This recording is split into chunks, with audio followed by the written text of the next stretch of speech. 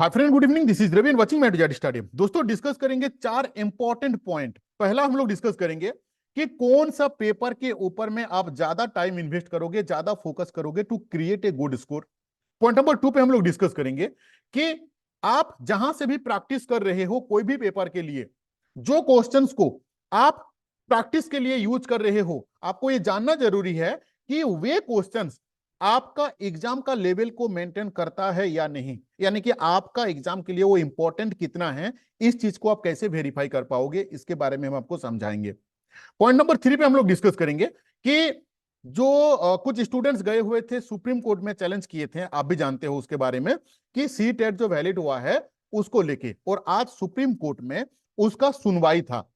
तो बहुत ज्यादा नॉलेज इसके बारे में मेरे पास नहीं है। मैं जितना मुझे मतलब मैं सुना हूं, जितना मुझे पता है सुप्रीम कोर्ट के बारे में और ये जो सीटेट वैलिड हुआ है इस केस के बारे में, उतना ही हम आपको बताएंगे। मिला जुला के एक नॉलेजेबल वीडियो रहने वाला है, बिल्कुल स्किप मत करना, पूरा वीडियो को वॉच करना, ठीक है। देखो, paper 1, paper 2, paper 3, paper 4 6 to 8 के लिए, और अगर आप 1 to 5 के लिए हैं तो पेपर 3, दोनों के लिए जो रूल हम बताएंगे, दोनों के लिए इक्वालिटी है, दोनों के लिए बराबर रूल है, ठीक है।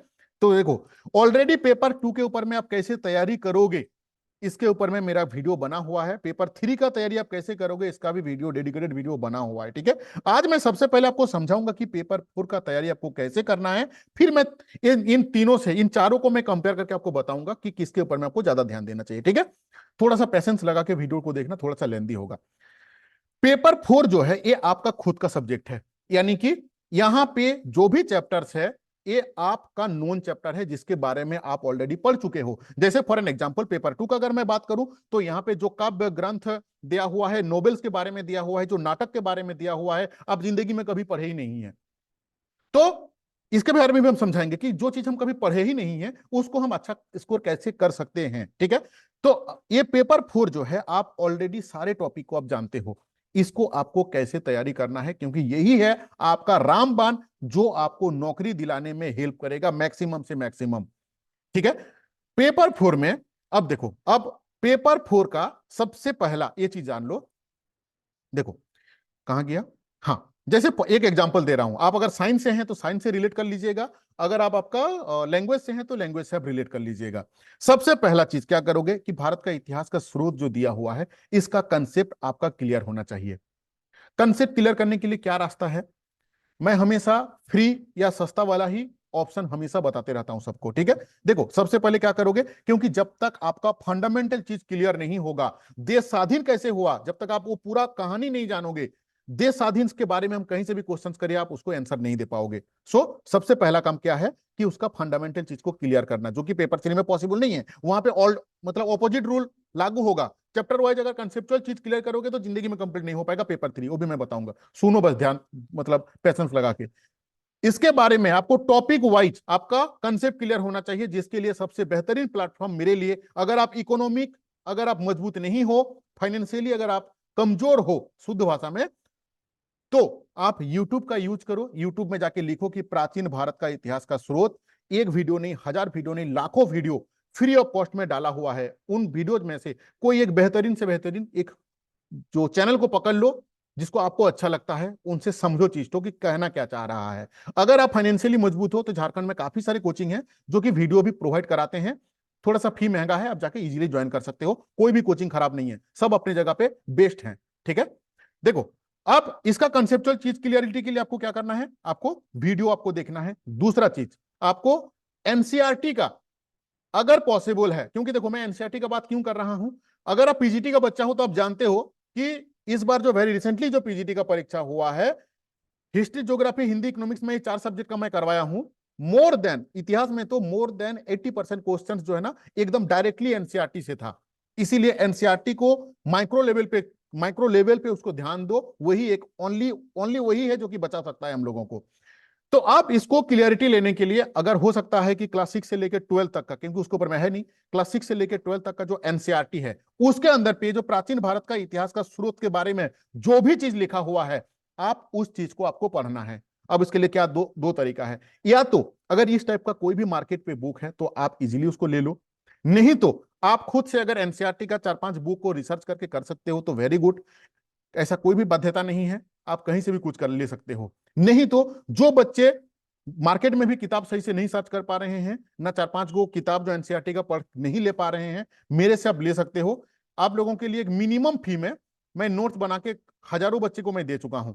ये देखो, ये जैसे मेरा इतिहास का ये है, इसमें हिस्ट्री, ज्योग्राफी, पॉलिटी, ये 3 सब्जेक्ट का मैं नोट्स देता हूं बेस्ड ऑन एनसीईआरटी। तीनों चैप्टर का मिला के टोटल 65 या 66 चैप्टर है, जिसमें से मैं 60 चैप्टर का नोट्स ऑलरेडी ग्रुप में मैं डाल चुका हूं, जो कि 90% प्लस है। कोई भी पेपर का अगर आप 100% अटेम्प्ट करने का कोशिश करोगे, अटेम्प्ट करने का कोशिश करोगे, नॉलेज लेने का कोशिश करोगे, तो बुरी तरीके से फंस जाओगे। हालांकि इसमें से 65 में से मैं 60 चैप्टर का नोट्स ऑलरेडी मैं ग्रुप में मैं डाल चुका हूं। 4-5 चैप्टर है, अभी हम लोग को टाइम मिल चुका है। अगर 10 तारीख का परीक्षा होता तो मैं नहीं देता, 90% काफी होता है, अभी टाइम मिला हुआ है, मैं टेस्ट सीरीज से फ्री होकर मैं 6 चैप्टर को दे दूंगा। अगर आप खुद से नोट्स क्रिएट नहीं कर सकते हो, एनसीईआरटी बेस्ड नोट्स, तो आप मेरे से नोट्स को लेके तैयारी कर सकते हो। कुछ फीडबैक हम दिखा देते हैं कि जो बच्चे मेरे से नोट्स लिए हुए हैं उनका क्या राय है। देखो, एक मैं पूल करवाया था जिसमें 97% जो बच्चे हैं ना, ये बहुत खुश हैं। इनको ये देखो, मैं एक करवाया था कि आप लोगों को जेटेड मेंस एसएसटी का जो मैं नोट्स दिया हूं मिला है वो कैसा है, तो मैं लिखा था कि बहुत अच्छा, हेल्पफुल एंड बेकार। तो 97% जो है ना वो हेल्प मतलब हैप्पी हैं इस नोट्स को लेके। ऐसा कोई बाध्यता नहीं है कि आपको मेरे से लो, आप कहीं से भी लो, आपको एनसीईआरटी का आपका जो कंसेप्ट है वो आपको क्लियरिटी मिलना चाहिए। साथ में एक चीज जो अनाउंसमेंट मुझे करना था वो भी मैं आपको बोल दूं। जो बच्चे मेरा इस ग्रुप में हैं, पेड ग्रुप में, यानी कि जो नोट्स वाला ग्रुप में एंड जो टेस्ट वाला मेरा ग्रुप में है, उन लोगों के लिए मैं इतिहास में बता दूं। ये इतिहास में देख लो, जो वर्ल्ड हिस्ट्री का पार्ट है, इतिहास में 10 बच्चा पे आपका 8 बच्चा का एक कॉमन प्रॉब्लम है। वो पीजीटी में भी था मेरा उन बच्चे के सबका, कि वर्ल्ड वर्ल्ड हिस्ट्री जो होता है ना, वहां पे काफी वीक रहते हैं। तो यहां से जो द्वितीय विश्व ऐसे आपका विश्व युद्ध से लेके यहां तक का मोटा मोटी पकड़ लो 6-7 को जो चैप्टर है, इन चैप्टर में से जो भी क्वेश्चंस आपका टीजीटी लेवल का, आपका लेवल टीजीटी है, चीज जानते हो, पूरा ऑल ओवर इंडिया बेसिस पे, स्टेट लेवल पे, सेंट्रल लेवल में, सीजीएल लेवल पे, टीजीटी पीजीटी, जहां पे भी इन क्वेश्चन सबका आया हुआ है। फॉर एन एग्जांपल की कैबिनेट मिशन योजना, इस चैप्टर में से जो भी क्वेश्चंस ऑलरेडी आ चुका है डिफरेंट एग्जाम पे, आपका एग्जाम का लेवल को मेंटेन करते हुए उन सारे क्वेश्चंस को मैं बना रहा हूं। इस बार का नोटिफिकेशन आने के बाद, चाहे आपका नोटिफिकेशन आए, चाहे आपका एडिट के लिए ऑप्शन मिले, मेरा ये जो ग्रुप बना हुआ है, मेरा जो पेड ग्रुप जिसमें बच्चे लोग लिए हुए हैं, उन ग्रुप में मैं फ्री ऑफ कॉस्ट, उनको कोई भी पैसा नहीं लगेगा, इनका सारा का सारा इंपॉर्टेंट क्वेश्चंस मैं दे दूंगा। ये 7 चैप्टर का इंपॉर्टेंट क्यों है वही चीज हम आपको समझा रहे थे, ठीक है। तो अगर आपको लेना होगा ना, तो आप इसमें ले लेना, मेरा डिस्क्रिप्शन बॉक्स में भी मेरा लिंक है, ठीक है। ये मेरा व्हाट्सअप नंबर है, इसका फी रहता है आपका तीनों मिला के, हिस्ट्री, ज्योग्राफी, पॉलिटी, पेपर 4 का मिला के 500 है। आप ले सकते हो, कोई बाध्यता नहीं है कि लेना है। डिस्क्रिप्शन बॉक्स में भी व्हाट्सअप लिंक है, ये भी मेरा व्हाट्सअप का लिंक है, आप ले सकते हो। तो देखो, जो चीज हम समझा रहे थे कि आपको कौन सा क्वेश्चंस को पढ़ना है, देखो आपको वही क्वेश्चंस को पढ़ना है जो ऑलरेडी डिफरेंट एग्जाम पे, फॉर एन एग्जाम्पल कि भारत का इतिहास का स्रोत मैं पढ़ रहा हूं, अब भारत का इतिहास का स्रोत के लिए ये क्वेश्चंस नहीं है, हजारों क्वेश्चंस है। तो मेरा एग्जाम के लिए कौन सा क्वेश्चंस इंपॉर्टेंट है, क्योंकि क्लास 10th का जो एमटीएस का एग्जाम होता है, जो क्लास 10th का जो एमटीएस का एग्जाम होता है, वहां पे भी पूछा जाता है आपका भारत का इतिहास का स्रोत से।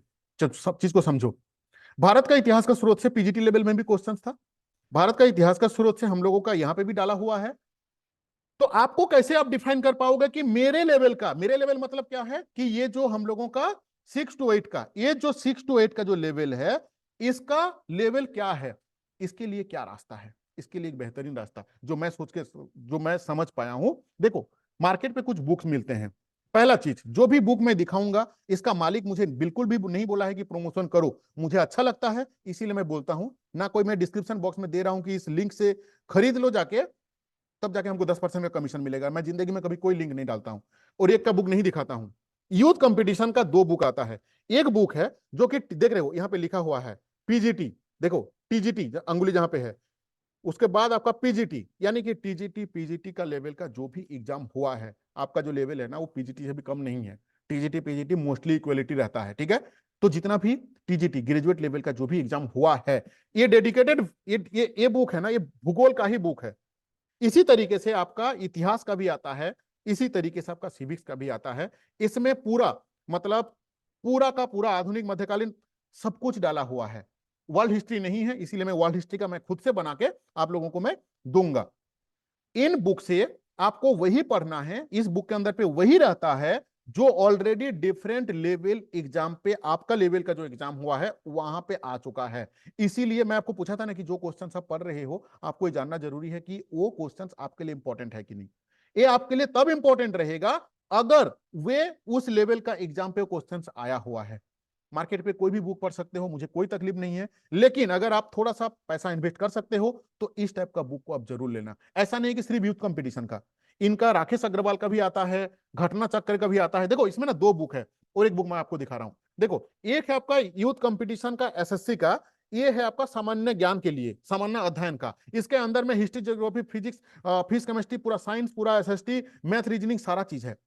एक बुक आता है यूथ कंपटीशन का कि डेडिकेटेड, जहां पे टीजीटी एंड पीजीटी का ही क्वेश्चंस रहता है। मेरा रिकमेंडेशन रहता है दोनों बुक। भाई जब जिंदगी में इतना खर्चा कर चुके हो ना तो बुक खरीदने में कभी पीछे मत हटना। ये बहुत अच्छा बेहतरीन बुक है, इनको जाके ले लो। यहां पे आपको 100% नहीं मिलेगा, आपको 100% नहीं मिलेगा। अगर 80% भी मिल जाता है ना, यहाँ पे इस बुक में अगर 80% भी मिल जाता है, जो भूगोल का हम दिखाएं, इसका ये जो टीजीटी पीजीटी के लिए स्पेशल जो बुक आता है, आपको 80% आपका सिलेबस का आधारित मिल जाएगा। आपको 80% वैसे क्वेश्चंस मिलेगा जो आपका लेवल का एग्जाम पे ऑलरेडी आया हुआ है, चैप्टर वाइज क्वेश्चंस दिया हुआ है, क्वेश्चन उसका आंसर का एक्सप्लेनेशन दिया हुआ है। तो पहला काम क्या हुआ, पेपर 4 में आपको फंडामेंटली आपका कंसेप्ट क्लियर होना चाहिए। रिटर्न फॉर्म में अगर आप बुक से अरेंज कर सकते हो करो, मेरे से नोट्स ले सकते हो लो, कहीं से भी लो, मैटर नहीं करता है कि आप किससे ले रहे हो, राम शाम जदू मधु रवि किसी से भी लो, लेके आपका फंडामेंटल चीज को क्लियर करो। क्लियर करने के बाद इस टाइप का बुक से आप प्रैक्टिस करो, क्योंकि आपको वही क्वेश्चंस पढ़ना है। आपको मैं समझाया ना कि लेवल होता है आपका, एमटीएस भी 10th लेवल का भी में भी यही यही चैप्टर से आएगा, ग्रेजुएट में भी आपका आ रहा है, पीजी में भी। ठीक है, तो वही क्वेश्चंस को पढ़ना है जो क्वेश्चंस आपको ऑलरेडी आया हुआ है। दूसरा एक शॉर्टकट ट्रिक है, जो चीज मैं बताऊंगा नहीं यहाँ पे, यूट्यूब में ओपनली मैं नहीं बता सकता हूँ, कि जितना बुक का भी मैं नाम ले रहा हूँ इसको यूट्यूब में सर्च करो, काफी काफी वेबसाइट रहता है उसका पीडीएफ डाल के रहता है। अब ये मत बताना कि मुझे दिखा दो यहाँ पे ऑनलाइन, मैं नहीं दिखा सकता हूँ। ठीक है, आप थोड़ा सा दिमाग को घुमाओ, यूज करो, आपको फ्री ऑफ कॉस्ट में भी मिल जाएगा सारा चीज का, इस सबको। तो दूसरा चीज, चैप्टर वाइज गूगल में जाके सर्च करो, भारत का इतिहास का स्रोत, CGL level, previous year question paper, काफी वेबसाइट उन क्वेश्चंस को डाल के रखा हुआ है। जो किताब नहीं खरीद सकते हो, मेरा फर्स्ट प्रेफरेंस रहता है कि बुक को खरीद लो, सब कुछ है खत्म। ठीक है, इसी तरीके से आपको क्या करना है, चैप्टर वाइज पढ़ना है, क्योंकि इतिहास को आप बचपन से पढ़ते आ रहे हो, आपका वो सब्जेक्ट है। चाहे आप फिजिक्स, आप साइंस बैकग्राउंड आपका फिजिक्स है तो आप फिजिक्स से रिलेट कर लो, आपको आपका आपको साइंस वाला भी सारा चीजें बुक मिलता है जो हम आपको बताएं। नॉर्मल बुक पढ़ोगे उसके अंदर पे जो बुक जो क्वेश्चन दिया हुआ है, ये चीज आप कैसे डिटरमाइन करोगे कि वो उस लेवल को मेंटेन करता है। इसको पढ़ने के बाद अगर आपको टाइम मिलता है तो आप डेफिनेटली कुछ भी पढ़ सकते हो, लेकिन मिनिमम तो आपको उतना पढ़ लेना चाहिए जो already national level and different state level पे जो आपका लेवल का एग्जाम पे जो क्वेश्चंस आ चुका है। काफी इंपॉर्टेंट है ये चीज, और ये चीज मैं पीजीटी के भी बच्चे को मैं बताया था, काफी बच्चे को इसको हेल्प मिला हुआ है। ठीक है, इसी तरीके से आपको सबसे पहला काम क्या है कि पेपर 4 को पढ़ना है। पेपर 4 ही एक ऐसा पेपर है जिसको आप, आपका आपका कमांड उसके बहुत स्ट्रांग है। पेपर 2 तो आप पढ़े ही नहीं हो जीवन में, ये काव्य ग्रंथ कब पढ़े हो। इसमें सिर्फ पास करने के जो लायक के लिए हम क्या बोले, टॉपिक वाइज यूट्यूब में जाके देखो, थोड़ा सा कंसेप्ट क्लियर कर लो, क्योंकि मोटा मोटा गोदान का तो एक ही बुक है 600 पेज का, कहां से पढ़ पाओगे, नहीं सकोगे। और उसी का चैप्टर वाइज गूगल में जाके सर्च करो। हाँ दूसरा चीज, जो पेपर 2 का भी जिसका हिंदी का है, हिंदी का बुक लाया नहीं हूं, हिंदी का भी ना एक मोटा बुक आता है आपका यूथ कंपटीशन का, जैसे हम दिखाएं, पूरा काव्य ग्रंथ का सारा क्वेश्चंस यहाँ पे भी दिया हुआ है, वो भी बुक आपको हेल्प मिलेगा, जो कि मैं पीजीटी का बच्चे को मैंने रेकमेंड किया था। पीजीटी के समय पे भी जो मोटा सा हिंदी का बुक है यूथ कंपटीशन का, उसके अंदर पे आपको 70% आपको चीज मिल जाएगा जो आपका सिलेबस के अंदर पे जो टॉपिक वाइज दिया हुआ है।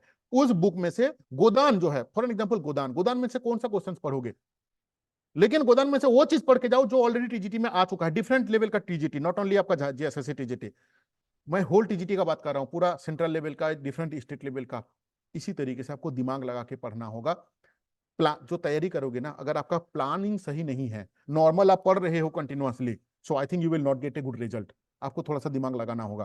पेपर 3 के लिए मैं हमेशा बोलता हूं कि ईडू रिलेशन का वेबसाइट है, फ्री ऑफ कॉस्ट में यहाँ पे अनलिमिटेड मॉक टेस्ट दो, दूसरा कोई भी विकल्प आपके पास नहीं है। 200-250 चैप्टर है, 250 चैप्टर है यहाँ पे, खत्म नहीं कर पाओगे, 2 साल भी अगर टाइम दे दूंगा ना तो नहीं कर पाओगे। Edu relation free of cost में यहाँ पे डाला हुआ है, एक एक टेस्ट जाके डेली बेसिस में अनलिमिटेड टेस्ट दो, जितना भी देना है। जैसे क्लिक करोगे ना, देखो 30 मिनट का टाइमर स्टार्ट हो गया और यहाँ पे क्वेश्चंस आ गया, नहीं मन है, इसको चेंज में क्लिक करोगे चेंज हो जाएगा। इस वेबसाइट के अंदर पे देखो, ऐसा इस वेबसाइट का नाम मैं क्यों लेता हूं बार बार, मुझे थोड़ी बोला है कि प्रमोशन करो। पेपर 3 में कुछ दिन पहले मैंने बच्चे को बोला था कि मैं एक 99 रुपीज का मैं एक पीडीएफ बना रहा हूं, जिसमें आप लोगों को 2000 एमसीक्यू एंड वन लाइनर मिलेगा। मैं नहीं बनाया। क्यों नहीं बनाया? क्योंकि उसमें मैं वैल्यू आपको नहीं दे पाऊंगा। मैं 2000 क्या, मैं 4000 एमसीक्यू और वन लाइनर बना लिया। जब मैं फिर से एनालिसिस किया कि ये बच्चे को हेल्प हेल्प नहीं मिल सकता है, मैं तो 99 रुपीज में बेचना अगर स्टार्ट करूंगा तो मुझे तो 2000 लड़का मेरा खरीद लेगा, मेरे तो 2 लाख रुपए अर्निंग हो जाएगा। लेकिन वो जो पीडीएफ लेके ना आपको फायदा नहीं मिल पाएगा, क्योंकि पेपर 3 इतना बड़ा है। अगर आप 10,000 भी क्वेश्चन पढ़ लोगे ना तो बिल्कुल बिल्कुल वो सफिशिएंट नहीं है। तो 99 रुपीज का, इसीलिए मैं जो पेपर 3 के लिए जो मैंने वन लाइनर बनाया था वो मैं बंद कर दिया, क्योंकि बच्चे को हेल्प नहीं मिल पाएगा। बेस तो मैं तुरंत दूंगा, अभी लूंगा तो मेरा 100 बच्चा ले लेगा मेरे से, फायदा नहीं है ना, बच्चा को फायदा नहीं होगा। इसलिए मैं उसको देना बंद कर दिया हूं, दिया भी नहीं हूं किसी को, क्योंकि उसमें फायदा मेरा नहीं मिल पाएगा। पेपर 3 का ब्रह्मास्त्र जो हम बताए थे, कहां गया बुक तो, झारखंड का जेएसएससी का प्रीवियस ईयर का क्वेश्चंस बैंक ले लो, उसके अंदर में जितना झारखंड का क्वेश्चंस पूछा हुआ है उन सारे क्वेश्चंस को पढ़ो, उसके अंदर पे जो रीजनिंग है उस सारे को पढ़ो, जो मैथ दिया हुआ है सारे को पढ़ो। पेपर 3 का वीडियो तो देख लो, इसलिए मैं बोल रहा हूं, पूरा डेडिकेटेड उसके ऊपर में बनाया हुआ है। तो अभी तक इस वीडियो पे हम लोग जो समझे कि पेपर 4 को आपको ज्यादा फोकस करना चाहिए। कैसे फोकस करोगे वो भी चीज बताएं। वीडियो देख के कंसेप्ट क्लियर करो, और आप ये पढ़ो, एनसीईआरटी का नोट्स पढ़ के आपका कंसेप्ट क्लियर करो। यही एक रामबाण है जिससे आप अपना स्कोर को बना सकते हो। पेपर 3 में भी अब बहुत अच्छा नंबर नहीं ला पाओगे, पेपर 2 में भी बहुत अच्छा नंबर नहीं ला पाओगे, क्योंकि पेपर 2 जो है एकदम अलग लेवल का सारा काव्य ग्रंथ डाला हुआ है। पेपर 1 पे अब बहुत 100 में 100 नंबर लाके भी कोई फायदा नहीं है, क्योंकि ये ओनली स्कोरिंग पेपर है हम लोगों का, जो कि सिर्फ ग्रामर और आंसर पीस पढ़ के बिना पास हो सकते हो इजीली। तो आशा करता हूं कि आपको मेरे अकॉर्डिंगली पेपर 4 में ज्यादा समय देना चाहिए। क्यों? क्योंकि यही आपको नौकरी देगा। आपका नौकरी का जो स्कोरिंग होगा, आपका नंबर को बढ़ाने का क्षमता रखता है पेपर 4। ठीक है, चलो अब हम लोग आते हैं जो एग्जाम डेट के बारे में, एंड जो सुप्रीम कोर्ट का वाला बात। देखो, सुप्रीम कोर्ट के पास अभी तक जो मेरे पास नॉलेज जो आया हुआ था, जो इन्फॉर्मेशन हम लोग देखे हैं, आपका द फॉलोअप में भी आया हुआ था, उनका जो वकील साहब का इंटरव्यू लोग लिए हुए थे कि आज डिस्कस हुआ है, आज मतलब जिसको बहस बोला जाता है वो चीज हुआ है सुप्रीम कोर्ट में। और वहां पे सुप्रीम कोर्ट ने राज्य सरकार को एक नोटिस जारी किया है। नोटिस के अंदर पे क्या है बिल्कुल भी कोई मेरा आइडिया नहीं है, लेकिन उस इंटरव्यू में मैं सुना हूं कि वकील साहब ने बोल रहे हैं कि सुप्रीम कोर्ट जो है वो नोटिस जारी किया है स्टेट गवर्नमेंट को। उसको उस वीडियो का भी मैं लिंक जो है ना, मेरा वीडियो का डिस्क्रिप्शन बॉक्स में मैं डाल दूंगा, आप भी उस इंटरव्यू को जाके खुद देख सकते हो। ठीक है, तो और उस इंटरव्यू में पूछा जा रहा है कि नेक्स्ट हियरिंग डेट क्या है, तो उन्होंने बोले कि 2 सप्ताह के अंदर पे हम लोगों को पता चल जाएगा कि नेक्स्ट हियरिंग डेट क्या है, उसका क्या एक्शन रहने वाला है। तो मिला जुला के केस हो चुका है, इसका क्या प्रभाव पड़ेगा कोई भी नहीं जानता है, ना मैं जानता हूं ना आप जानते हो, वो सर्वोच्च न्यायालय है वो। ठीक है, सुप्रीम कोर्ट अगर नोटिस जारी किया है, इस नोटिस के अंदर में क्या है नहीं है उसके ऊपर में पब्लिक डोमेन पे वो अभी तक नहीं आया हुआ है। हालांकि एग्जाम होगा आप लोगों का, मेरे अकॉर्डिंगली डेफिनेटली ये सब भी चलते रहेगा। आपका जो प्राइमरी जो काम है दैट इज आपका तैयारी को सही से रखो। ठीक है, ये तो केस होते ही चलते रहता है, पीजीटी दिए हो तो आप जानते रहते हो केस हो ही रहा है, अभी तक BC2 का चल ही रहा है। ठीक है, केस अपना जगह में है और एग्जाम अपने जगह में है। बाकी जो है ऊपर वाला, आप अपने ऊपर कॉन्फिडेंस रखो और तैयारी में लगे रहो, मेन आपका तैयारी। ठीक है, दूसरा चीज, तीसरा 4 पॉइंट क्या है, एग्जाम। देखो, भी प्रेजेंट का जो सिनारियो है सीजीएल को लेकर, आप जानते हो कि बड़े बड़े नेता मंत्री लोग जो है अरेस्ट हो रहे हैं। आपका जो बड़े बड़े पद में आज भी नाम याद नहीं आ रहा है उनका, उनका 2 बेटा का अरेस्ट हुआ है पेपर लीक को लेके। जेएसएससी भी दुविधा में है। तो मिला जुला के बहुत अच्छा सिनारियो नहीं है जेएसएससी का कार्यालय में। ठीक है, तो मुझे नहीं लगता है कि मार्च से पहले या तो मार्च के बाद, मतलब अभी टाइम है इसका। इसीलिए मैं बोल रहा हूं कि फंडामेंटल चीज को क्लियर क्लियर करो। सबसे इंपॉर्टेंट चीज कि अगर इस बार नौकरी नहीं मिला तो मेरा भाई बहन लोग जान लो कि नौकरी मिलना फिर मुश्किल हो जाएगा। क्यों? नेक्स्ट बार का जो 24,000 वैकेंसी आने वाला है, जो हम लोग सुनते हैं, पहला चीज कि झारखंड में अगर एक बार वैकेंसी आता है 4-5 साल तक आएगा नहीं, ये सब जानता है और हम भी जानते हैं। तो 4-5 साल के बाद जब आएगा, ऑलरेडी झारखंड में 4 लाख बच्चा है टीचर ट्रेनिंग के रूप में, चाहे डीएड हो चाहे वो बीएड हो। उस समय और 2-3 लाख बढ़ चुका होगा, 6-7 लाख होगा सिर्फ झारखंड में। झारखंड का दूसरा चीज, क्योंकि जेटेड होगा, जेटेड में 6 लाख बच्चा देगा तो डेफिनेटली 3 लाख तो पास करेगा ही। अब उसके साथ साथ आपका झारखंड का जो नियोजन नीति है क्या है, 60 and 40। 60% reservation for Jharkhand candidate and जो 40% रहता है वो ओपन फॉर ऑल रहता है। दैट मीन्स आने वाले जो 24,000 वैकेंसी का रिक्रूटमेंट होगा, अगर पॉलिसी में कुछ परिवर्तन नहीं होता है तो ऑल ओवर इंडिया आने वाला है। किसका बात मैं कर रहा हूं? जो 2-3 साल के बाद, 4 साल के बाद जो 24,000 वैकेंसी आएगा। इसीलिए ये जो वैकेंसी आप लोगों को मिला हुआ है, मुश्किल से मुश्किल 1 लाख, 1,20,000 सीटेड जेटेड सबको मिला के आप लोगों का फॉर्म फिलअप होने वाला है। ठीक है, बहुत ज्यादा कंपटीशन नहीं है, 4 में 1 नौकरी इजीली लिया जा सकता है अगर आपका प्रीवियस एक्सपीरियंस अच्छा है तो। ऐसा कैंडिडेट जो कि प्रीवियस एक्सपीरियंस अच्छा नहीं, एक्सपीरियंस का मतलब क्या होता है कि जो चीज आप पढ़े हुए हो उसको अपना कैपेसिटी के अंदर में कितना रखे हुए हो। ठीक है, जिसका वो अच्छा है नौकरी मिल जाएगा। तैयारी में लगे रहो, टाइम है अभी, अच्छा टाइम मिला हुआ है। ये सोचो कि किस्मत आपका साथ दिया है, ये जो टाइम आपको मिला हुआ है तैयारी करने के लिए। ठीक है, चलो thank you to watching this video. Last में जो क्वेश्चन रहता है, अगर आप इस वीडियो को लास्ट तक देखे हुए हो तो आपका नाम क्या है, किस चीज का तैयारी कर रहे हो, कौन सा सिटी से हो, मुझे जरूर कमेंट करना, सो दैट कि मुझे भी पता चलेगा कि नहीं मेरा ये भाई या बहन लास्ट तक इस वीडियो को देखा है, जिसके लिए दिल से शुक्रिया। Thank you to watching this video.